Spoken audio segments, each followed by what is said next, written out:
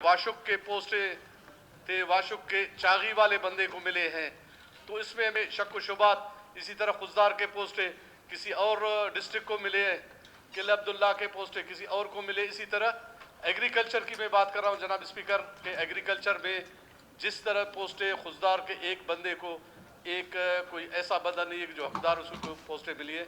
तो मेरी गुजारिश आपसे ये है कि इस बारे में अगर तहकीकात हो तो आप मेहरबानी करके स्टैंडिंग कमेटी के अगर हवाले किया जाए इनको, तो ये देख लेते हैं अगर इसमें कोई बेज़ाब्तगी हुई है तो उसको भी देख लेंगे, ताकि आइंदा के लिए इस तरह की चीज़ें नहीं हो।